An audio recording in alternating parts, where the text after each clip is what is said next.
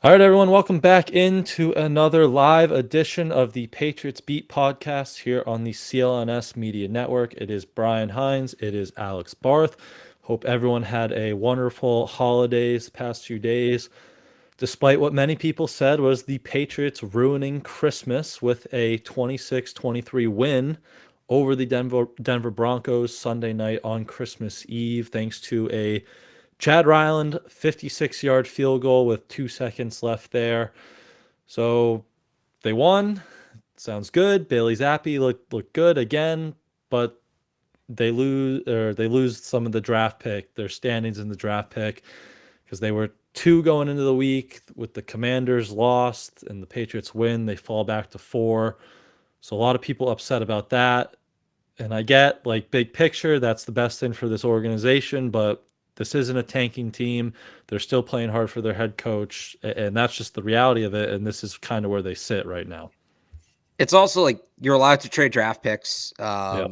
If the NFL draft was as predictable as people on Twitter making it sound, it would be way less fun, both in terms of what teams are going to do and what the players will ultimately become. If it was actually that predictable, there would be no need to do it. There's a reason you play the games, right? So, look, I'm not going to sit here and say you can't root for draft position. Obviously, it's kind of disappointing big picture to see them win that game, but also I think you did see some encouraging signs for the future within this game. A lot of young players stepping up, and I've talked about this a lot kind of over the course of the season as we get close to the offseason, that like, all right, how long is the to-do list going to be? Just how many guys are they going to need? Just how many spots are they going to need to fill? And it felt like maybe you could check a couple of those off, or a couple that I shouldn't say like definitively check them off for one game, but it felt like you got some answers on some guys, or close to answers on some guys that maybe didn't have before after that game. Yep. And the rookies, you mentioned a lot of those guys stepping up, because he had a lot of guys, veteran contributors, missing with injuries. So we can get into some of that. But yeah, like, obviously, the higher you are in the draft, not only does it increase your odds to get the player you want and the player you scout and tout as maybe the next guy, but it increases your opportunities available with trading around. That pick is more valuable. But, like, with 2 weeks to go here, there's still a path that they could bump back up to the second or third pick. It's obviously less likely now, but that path is still available. And then, as you just said, and you've been harping on for a while here, the draft order is anything but concrete. And if you like a guy that much, just go up and get him. And now you have to give up another mid-round pick maybe to do that. But how have those mid-round picks hit the last few years that it's going to restrict you, or make you feel one way, like, against it so much that you don't want to do that? So, And I would say on top of that too, everybody's saying, well, you can't trade with teams that don't want to, everybody's like, oh, well, the top three teams need quarterbacks and they're not going to trade out if they want a quarterback. One, make it worth their while. yep. Because they do have other options. I'm not convinced the Cardinals are definitely going to take a quarterback. Hardly convinced on that. I'm not necessarily convinced the Bears are either. I think the best case scenario for the Patriots at this point is the Commanders trade up from from 3 to 1. Commanders trade up to 1. They take Caleb Williams. Cardinals either take Drake May at 2 or move that pick. Somebody wants Drake May. Bears aren't going to trade down again from 3. They take Marvin Harrison Jr. there, or maybe Joe Alt. I don't know what like the top non-quarterback. And then you get Jaden Daniels at 4, which I would say is hardly something to hang your head about. Hardly something to hang your head about. That's all. That's still all very much in play. Like, it's not. Again, if you want to be disappointed because you're looking forward to a high draft pick, I have no problem with that. That's just part of being a fan.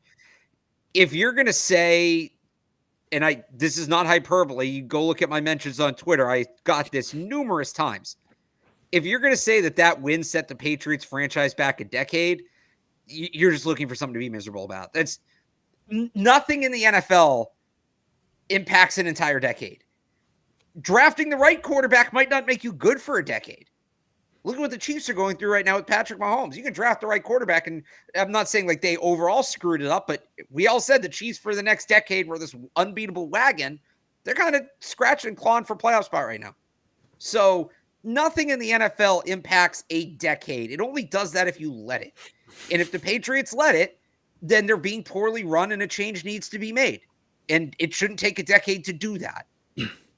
So, it just, be bummed all you want about the draft position. It doesn't mean that the win is this cataclysmic thing that just the Patriots will never ever be good again and they're destined to just be a 5-6 win team forever. The organization would have to be so poorly run for that domino effect to take place. Yep. And you still have the fourth pick. Let's like, you could get Jaden Daniels, who could end up being the best quarterback in the draft, or you still have that, you're in range to trade up to go get a Drake May still if you really want that. To all the people saying like goodbye Drake May, you might be able to get Drake May at 4. Who knows what the pre-draft process is going to look like? He might go to the Senior Bowl and suck. I'm not ruling that out. And then maybe you don't want him, but hey, guess what? You didn't want him anyway. What does it matter if you don't want him at 2 or you don't want him at 4? Like there's still, this isn't me saying, this isn't me trying to excuse the win, which I've been accused of. I don't really understand what that means. I'm just letting you know how this works. Yeah. Saying this sets them back the way people are talking about it is bizarre. Yep.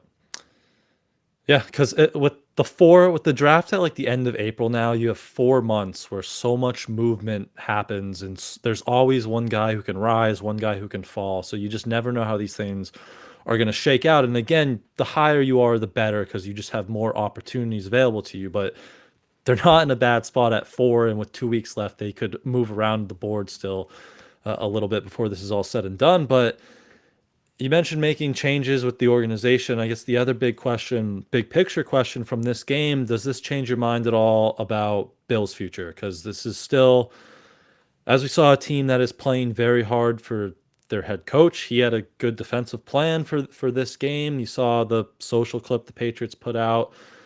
Bill and the locker room, some of the reporters there in the locker room in Denver were saying like how hard these guys are still playing. So did that win change your opinion at all here about Bill's future with this team going forward?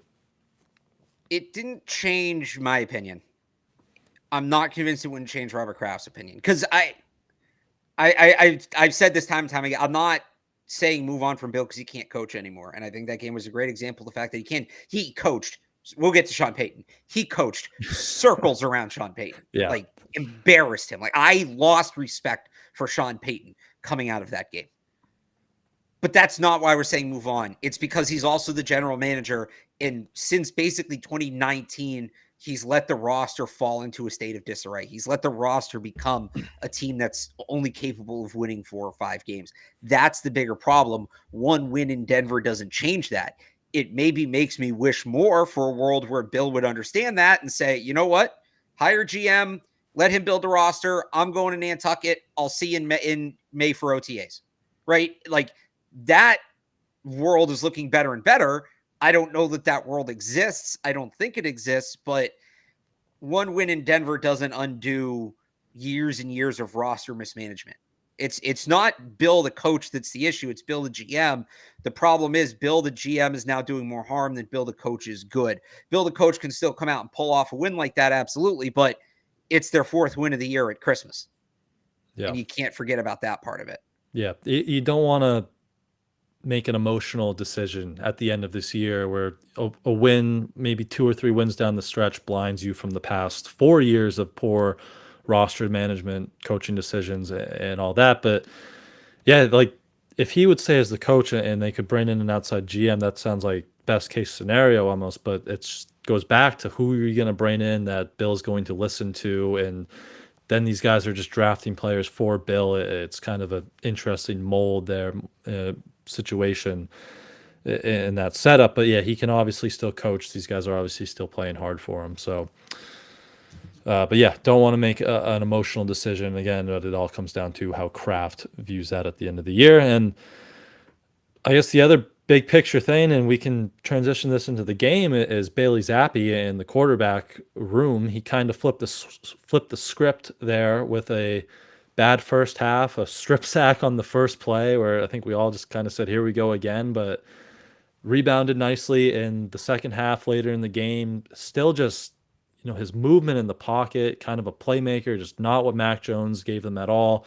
Really a couple nice throws down the field to Mario Douglas, the touchdown to Gesicki, seam shot to Pharaoh Brown, jump balls to Devontae Parker. They're hitting explosives down the field at a much higher rate with Zappe. And where you at with Zappe for the future now? The other big picture thing, like, are you thinking there's a path to him being the guy, like starting quarterback next year, or are you still like, let's calm down? He's the backup. Maybe he could start a game or two if you bring in a rookie, but let's slow down on handing him the reins here. Yeah, pretty much that. I think how many of these backup quarterbacks this year have we seen have their 5 minutes, right? Yeah. Josh Dobbs, Jake Browning, Tommy DeVito. I mean, I'm missing a bunch of them, but like there's so many more. I don't know. I can't think of them right now, but I can't. Dorian Thompson-Robinson had a big game in there. This is just kind of what happens with these guys. I think that's what a good backup will do. He'll win you 1 or 2 games, but can't win over the course of a season. That's who Bailey Zappe is, because what I think a lot of people don't realize is it's not that there's this massive difference. Some quarterbacks are just their own thing. Like Lamar Jackson's his own, that's his athleticism and all that's unique. But even for the other guys who are athletic like Lamar Jackson, like within the mold of the player, right? What's the difference between a guy like Jake Browning and Joe Burrow more than anything else? Consistency. You don't get that far without having some serious arm talent. And some of those high-level throws, like the throw Jake Browning made to T. Higgins, for instance, against the Vikings, right? It's a great throw. Great throw. Jake Browning can make that throw. Most NFL quarterbacks can make that throw if you give him enough tries. The difference is a guy like Jake Browning makes that throw 2 out of every 3 times, 2 out of every 10 times, 3 out of every 10 times, whereas Joe Burrow makes it 8 or 9 out of every 10 times. Yep. And you've seen this with Bailey Zappe, where he's still missing on a lot of throws. He doesn't have, it's just the consistency is not there. He can't do it consistent enough. His physical ability doesn't give him enough margin for error where he can do that consistently. And that's where you get these bad halves. That's where you get some of these bad misfires from him. So I think, he comes to camp next year. I still think he's a good backup. Maybe if he shows he's tremendously more consistent, he has a shot, but realistically, there should be a first-round pick here. Now we know he can beat out a first-round pick. He just did it. Maybe he does it again, but he's a little bit older. He's had these consistency issues. The ceiling isn't that high. You got to have a true high ceiling option in here, a guy like Jaden Daniels, I think, to really be the next face of the franchise. Zappe's a very good back. I've been on this since the beginning. I've been on this since October 2021, when everybody was pissed they drafted him, because Mac Jones just took them to the playoffs. I said, hey, he's a good backup quarterback. And then when Zappe fever took off and everybody said maybe Zappe's the next guy and he's the next Tom Brady, I said, hey, he's a good backup quarterback. And then when he sucked in camp and everybody wanted to get rid of him and find a new backup, I said, hey, he's a good backup quarterback. And now that he's taken over for Mac Jones and some people want to anoint him, here I am saying he's a good backup quarterback, because that's what he is. He is a solid backup quarterback. There's nothing wrong with that. He's going to make a lot of money. He's going to be in the NFL for a long time. But if the Patriots want to win Super Bowls, they need a guy with a higher ceiling than that. Yep. You pretty much hit the nail on the head there. And, credit to him for coming in here, and they needed someone who wasn't spooked from pressure and could deal with this just awful pass blocking offensive line. And he's done that. He's someone who can make something happen in the pocket. He's not a statue back there, but consistency really is the big word. He misses some of the easy ones. He misses some of the layups. There was, that little hot route to Zeke, and then the slant late in the game that Kurt Warner was talking about to Jalen Reagor, just bad misses. And, like they went 3 of 13 on third down. They still had 7 3-and-outs, and they only had less than 300 yards and 19 points because they had the special teams touchdown. Right. So it's just not consistent enough. But again, like, credit to him, he's making plays. He's playing well, but the bar was set so low. Yeah. And I see this one person in the comments going off on us. Being better than Mac Jones should not be the bar. Yeah. Because that's still not necessarily a playoff quarterback. There's a lot of guys that are better than Mac Jones. Being better than he has been better than Mac Jones. He does deserve to start. He outplayed Mac Jones this year. All of it. That's all true. The jump from that to give him the franchise is a massive leap of faith. Massive. The bar's on the floor. He stepped over it. And look, he did it. And that's not nothing, because they had a first-round pick. You want this guy to be the franchise. It sounds like the owner's a big fan of Mac Jones. We know Mac Jones had fans in the locker room, all of that. And Zappe took in and won the job. Great. that doesn't mean he's a guy you build your franchise around. It just means he's better than Mac Jones. Yep. Yeah, I think we are used to watching, like, it was so bad with Mac that just any resemblance of a little bit better of a quarterback play and a little bit better of a playmaker, it's like we haven't seen this in so long. But then you have to like Right. take a step back and look at the big picture, and it's still not Less than 300 yards, 19 yeah. points. Yeah. 3 of 13, third down, 7 3 and outs. And even if you dig into some of the advanced metrics, they're about the same or even worse in some parts since they've gone to Zappe than with Mac there. Because, Mac might hit some of the layups and some of the easier passes, but they weren't hitting the passes down the field that Zappe's hitting. So it's been better to watch. Certainly, they're more competitive with Zappe, and you give them credit for that. But just playing above the low bar that Mac Jones set doesn't mean he's the quarterback going forward. Now, I agree with you. He's a very solid backup. I'd absolutely have him on the roster next year. Maybe if you have a Drake May or a Jaden Daniels and they're not ready, Bailey Zappi starts the first 2, 3, 4 games of the season. But I think that's kind of where we're at with Zappi right now, and not a long-term future starter for this team. Right. And look, maybe he comes into camp and he really puts the work in and he improves. I'm not saying that's impossible, but Yeah. I wouldn't bank on it. And we can maybe get to the future. I'm not in. Bill might. If Bill's still here, Bill might bank on that. Yeah. Because he's not. The biggest difference right now between Bailey Zappi and Mac Jones is those, like, the pressure is still horrible. The offensive line is still playing terrible. A lot of the balls that Mac Jones was just kind of blindly throwing to get away from pressure, Bailey Zappi's taking sacks. And that's better. It's still not good. He's holding the ball too long. He needs to make a decision before it gets to that point. I think he has one of the longest times to throw in the league right now. Since he came in as a starter, Bailey Zappi did. But Bill's going to look at that and say he's not throwing the picks. And that's all Bill's going to care about. And he's going to say, all right, this guy can hold us over. I'm going to fix the offensive line. I'm going to continue adding to the defense. And we can be this great defensive team that wins these low-scoring, hard-fought games, because now our quarterback won't be turning the ball over left and right. I'm not saying that's what I would do. It's not. I'm not saying it's the most likely outcome. It's not. Would I be surprised if that becomes their offseason plan, if Bailey Zappi plays 2 more turnover-free games here? Wouldn't surprise me at all.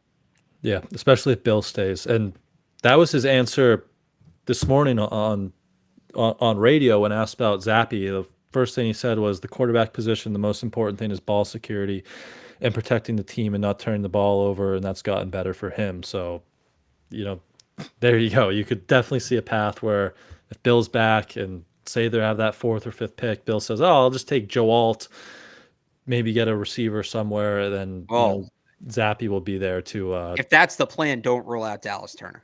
That's all I'll say. Oh, very true. We could see an edge there. Yeah, so that was Zappe. Some of the big picture stuff. We can talk about a little bit more on the offense, but we can quickly hear from one of our sponsors over at FanDuel. Where is it? Early this NFL season with FanDuel, America's #1 sportsbook. Right now, new customers get $150 in bonus bets with any winning $5 money bet. That's $150 if your team wins. If you've been thinking about joining FanDuel, there's no better time to get in on the action, NFL. The app is so easy to use. There's a wide range of betting options, including you got spreads, you get your player props, you got over-unders, and more. So visit FanDuel.com/Boston and kick off the NFL season. FanDuel, official partner of the NFL. All right, so as we said, a lot of the young guys, a lot of the rookies had key roles in this one, and Demario Douglas kind of led that charge. Team high 74 receiving yards. He had that awesome 41-yard full extension catch. He had a few.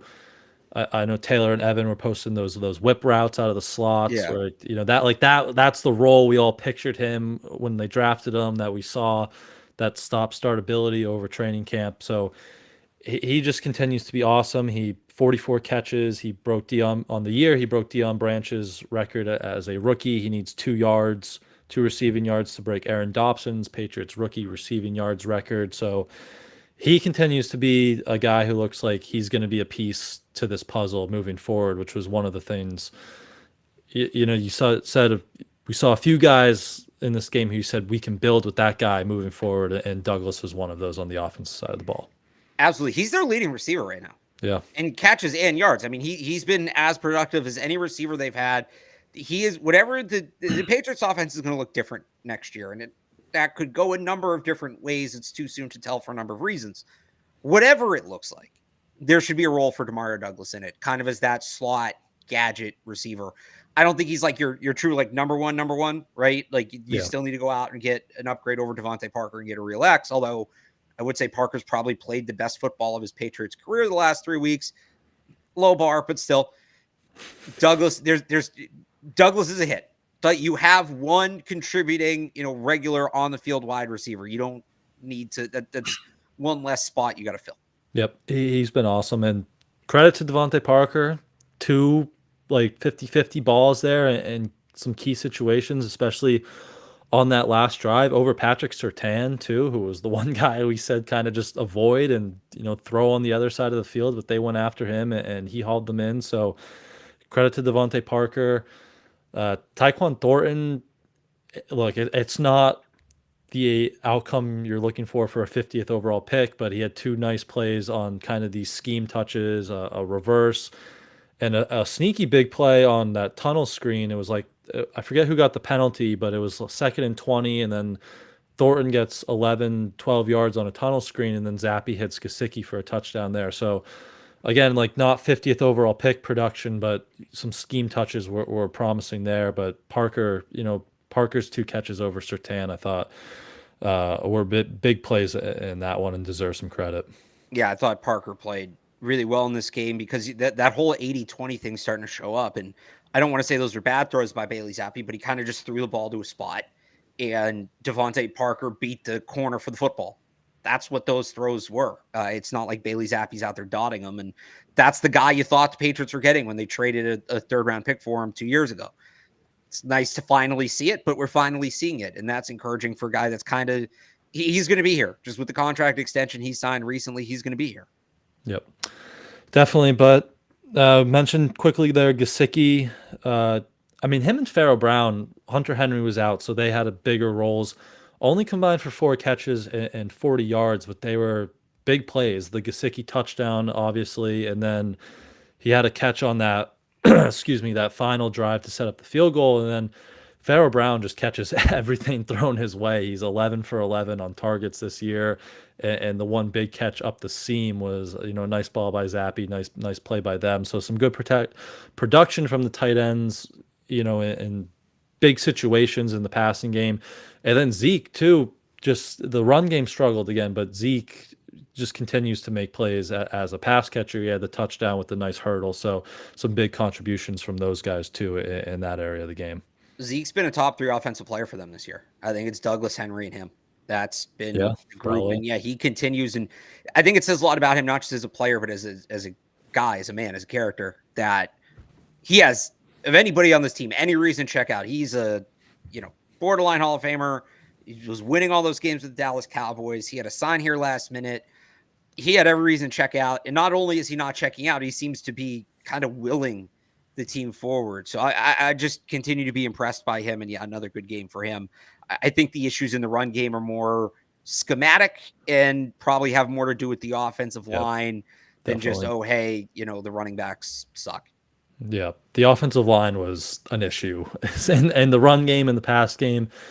I mean, James Ferentz, he got the start at left guard with Cole Strange on IR, and it lasted, all 4 plays. He got manhandled on the first play on a strip sack. He came back out, and I think he was responsible for, a run getting blown up. And then they went to Mafi at left guard, and he wasn't much better.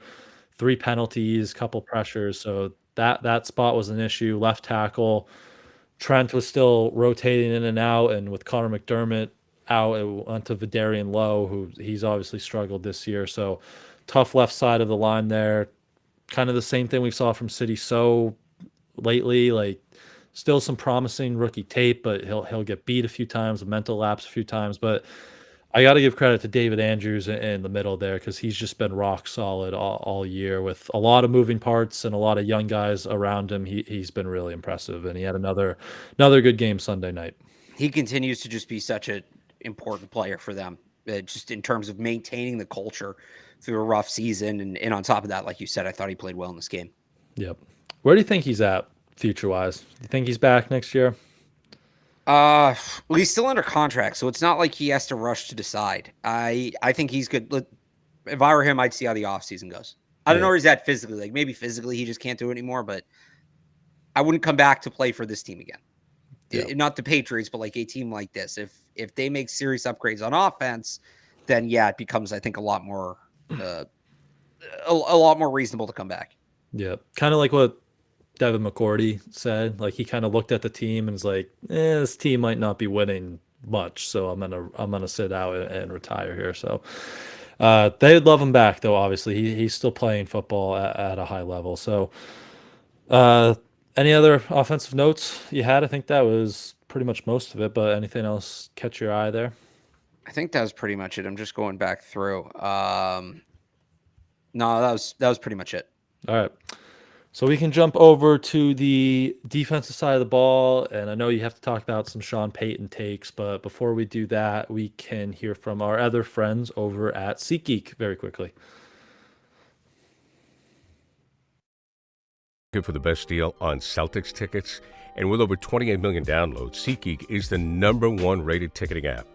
There are more than 70,000 events every single day on SeatGeek, including concerts, sports festivals, and more. You can use my code DREAMERSPRO for $20 off tickets at SeatGeek. That's $20 off your first purchase with promo code DREAMERSPRO. Make sure you check the link in the description to download the app.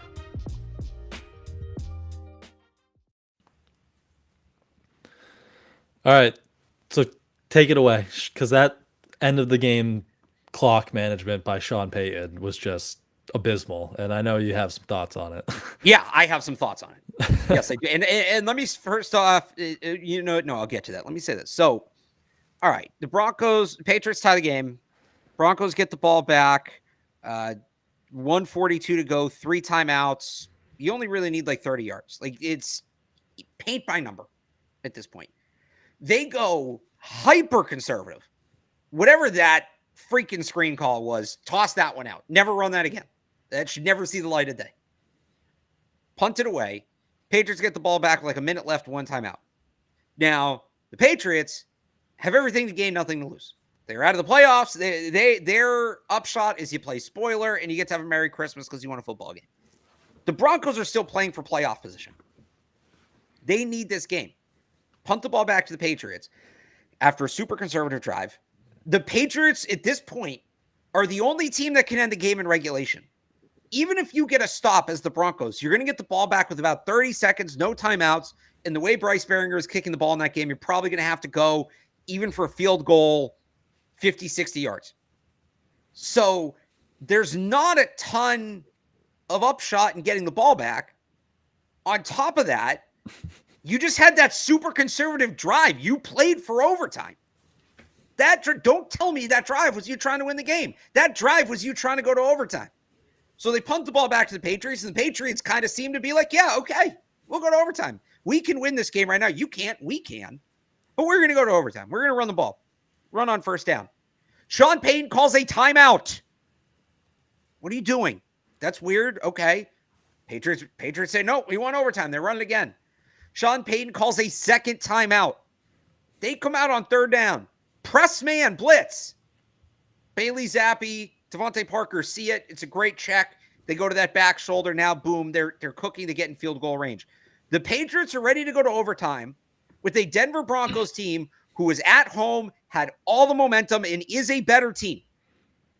And the Broncos said, nope, no, don't worry about that. We'll put our 30th ranked defense out there and try to stop you here in regulation to force overtime.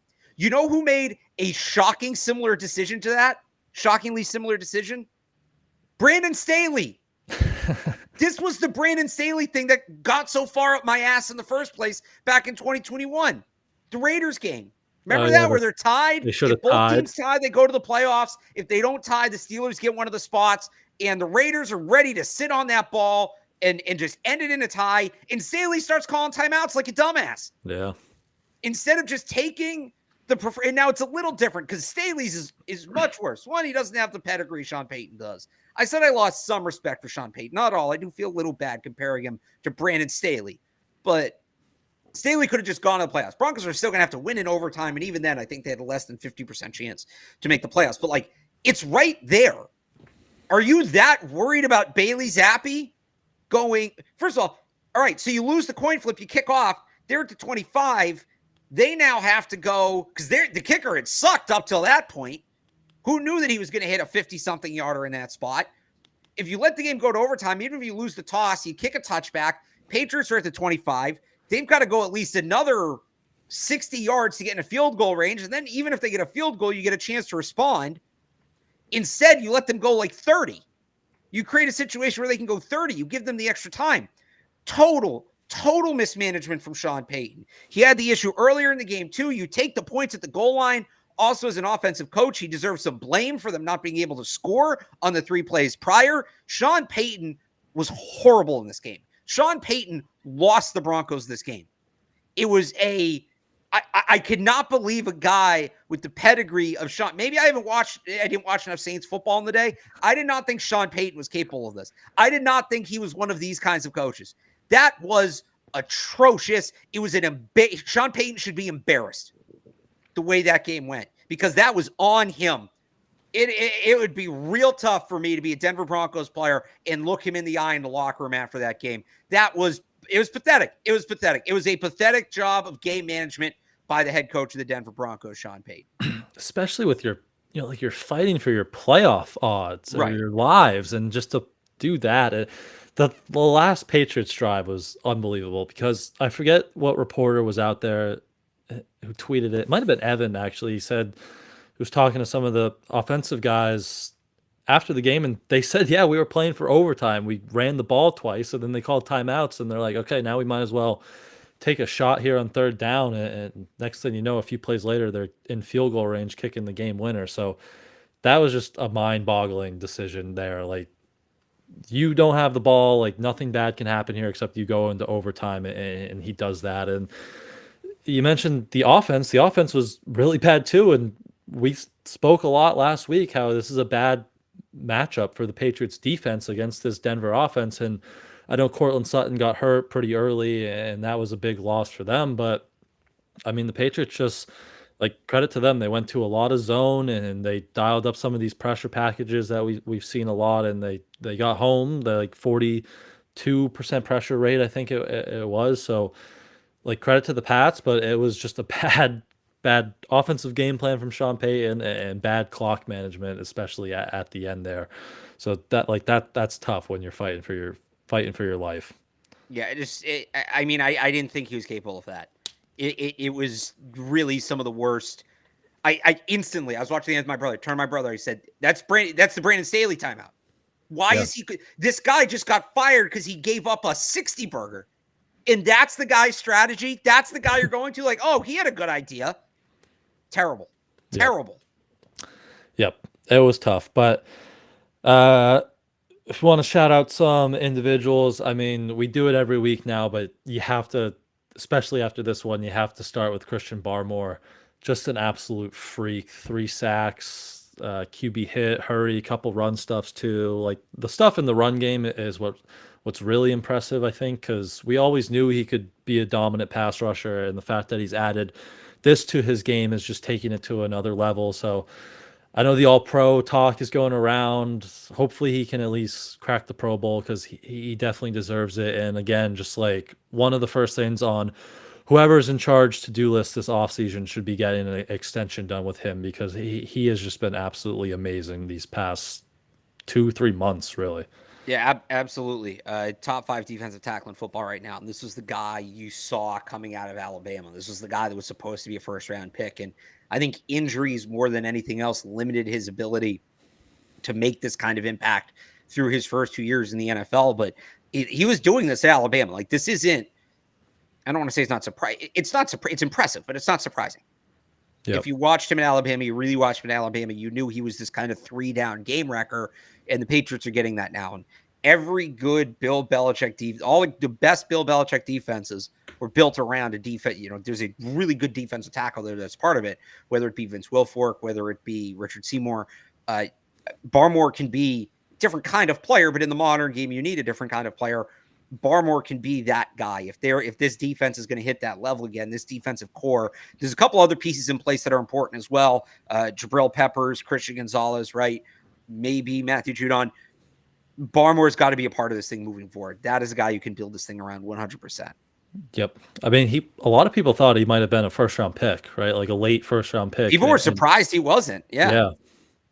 And they thought they traded up to get him, obviously, so they didn't think he was going to, sit there much longer. So obviously he always had the talent, all the coaches, and he talked about it now, that health has been a big thing to him to finally put this together. So he's a guy you definitely want to build around. Him and Christian Gonzalez as the pillars for that defense will be fun. And I don't know what's going to happen with Matt Judon, but if he's back, watching those two kind of go hand in hand on the defensive line will be really fun next year, because we didn't get to see a lot of that last year with Barmore's injury. So that'll be fun to watch. But another young guy defensively, I thought this was one of Keon White's best games, maybe all year or in a while, since that concussion that he had, that he seemed to kind of be building back up after. Flashed a few times, big few hits, hurries, even in the run game too. So I thought that was nice to see. And then Josh Uche, who hasn't had the stats really to back it up, but he had a good game, 6 pressures, a sack for the first time since week 4, I believe it was. So he's been like quietly playing well, but it just doesn't always show it in the stat sheet. But nice for him to get a sack and get back in that category this week.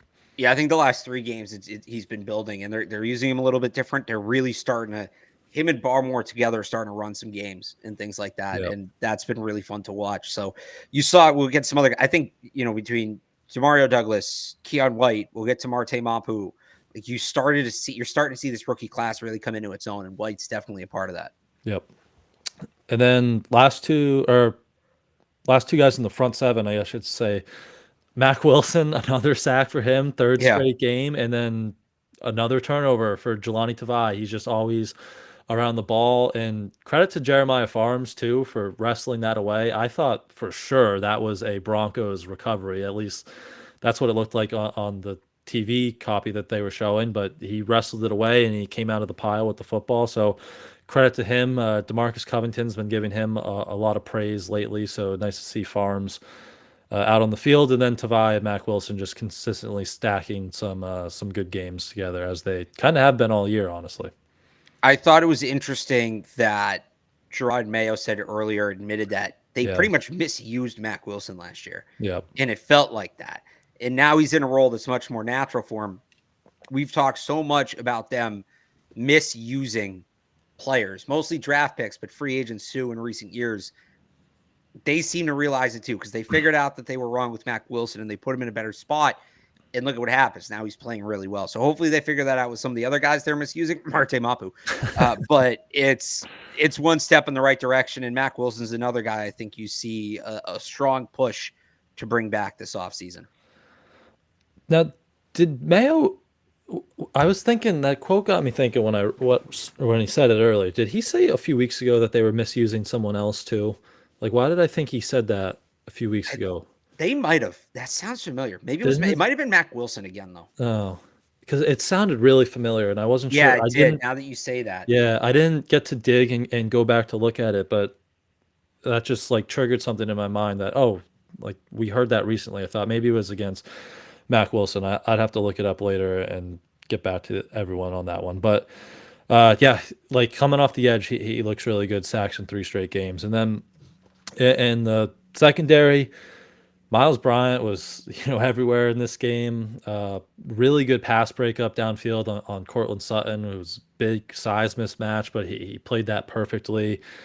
He played 63 snaps between defense, special teams, so he was all over the field. I know Mike Reese posted a clip right before we got on of him kind of breaking up that last screen on Denver's last drive, which was a really good, IQ play to get out there, potentially wipe out a big play. So I know no one wants to hear it, but he's just a good football player. Like, he wears a lot of hats for that secondary. So nice to see that. And then I thought Shaun Wade and Jonathan Jones were just kind of competitive as always. Jonathan Jones has been really good in coverage. Shaun Wade, I know, gave up that touchdown at the end. Kind of an aggressive blitz call there.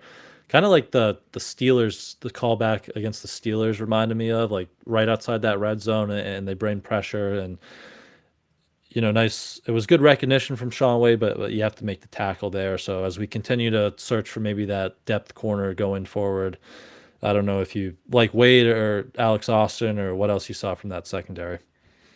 Yeah, I mean, Miles Bryant was terrific in this game and deserves a ton of credit for that. Like you said, he was asked to do a lot, and he did it, and he did it at a level where they could win. So another guy that, like you said, I don't think people understand kind of his role in the defense. I think sometimes the Patriots lose track of what his role should be in the defense, honestly. But when you give him an opportunity to make plays, he makes plays, and he's always done that. And there's a ton of value in that guy, even if he's not a superstar, just a reliable, like he blows up that screen in the fourth quarter. That was a huge part of the reason they won. A guy that gives you that play, here and there, and isn't really going to screw up in between. There's value in that. Yep, I agree. But any last defensive thoughts or any more Sean Payton hating you have to get off your chest, or we can? No, I think I got that one off my chest. That was that one was boiling there since Sunday night. So last but not least, we can wrap up special teams, and we got to start with Chad Ryland absolutely nailing that 56-yard field goal after a rocky start, or he made a kick, then he missed a kick, then he had the loudest doink of all time. Was the microphone in the I think the goalpost was just like littered with microphones up and down, because that sounded like an explosion. But then, we've heard all year from these coaches, the players, and about how mentally tough he is and how he sticks to his process. And you saw that there coming out, and just an absolutely kind of ballsy kick. Knew it right when it hit off his foot. Big 56-yarder to win the game, clutch situation. So you hope this could. We know he has the talent. You saw it there. So you hope this might kind of flip the switch here and kind of give him some confidence going forward. And this could be something he builds off of. And you start to see more of the kicker you saw at Maryland that they drafted in the 4th round going forward. Yeah, you hope, kind of like you said, like if his issues are mental, you hope he hit that one and you can kind of clear his head and get back to kicking. And we'll see how he does the next couple of weeks, because I'm ready to write kicker down as a need for the Patriots this offseason. I really am. Even with that kick, if he still comes back out and he struggles these next 2 games, you have to move on. Yeah. You don't really have a choice. So it's good he hit that, and maybe that's the one he needed. We'll find out. I still, like, even if he finishes strong, I still wouldn't be surprised if there's competition over the summer for him in some capacity, like just because the season-long struggles, they've been hard to ignore. And right. If they were a good team, like, he probably wouldn't be here, honestly, at this point. So you hope he can finish strong here. You hope that gives him confidence going forward, and you see the talented kicker that he is. But time will tell. And then another rookie on special teams, Marte Mapu, making a second big play in the second straight game. Kind of punch the ball out from Marvin Mims there on a kick return. Cody Davis recovers, big touchdown there to go up. I think that was the 23-7 at that point. So there was a unit down Matthew Slater. You knew Marvin Mims was going to make a play, which he did earlier that we can talk about in a bit, but it was nice to see the special teams make a big play there. Kind of feels like we've been waiting on that all year for them to get in the positive category. And that's not 2 weeks in a row Marte Mapu's forced a turnover. So maybe picking up some momentum on his end as well. Still wasn't perfect. Brennan Schooler missed another tackle. Chris Board took a bad penalty that had a chance to be very costly. That group still needs a massive overhaul in the offseason, but you did get a little bit of a spark there, a little bit with Marte Mapu forcing that fumble. Yep. I can't believe Chris Board erased a 76-yard punt. That killed me. That pained me. Hurt. And yeah, it could have been. I think it ended up being like a 19-yard penalty, so it could have made a big difference there if not for Sean Payton kind of bailed him out there. So More ups and downs in the special teams unit there. First game without Matthew Slater since, what was it, 7 years, 6 years, since 2017, I believe it was. So kind of a mixed bag 2017, there. yeah. 2017, yep. So I believe that is mostly it, unless you had any last thoughts on the game or big picture stuff from Sunday. Bill, anything? I think that's it for me. All right. So that'll do it from us here today. We will be back Thursday, I believe, to preview the Patriots going to Buffalo to take on the Bills on Sunday. Again, we'll break that one down here on the CLNS YouTube on Thursday, so make sure you subscribe to the channel. And in the meantime, you can follow Alex on Twitter at RealAlexBarth. Go read all his work over at 985thesportshub.com. You can follow me on Twitter at I am Brian Hines. Go read my coverage over at patspulpit.com. Thank you all, as always, for tuning in. Hope you had a wonderful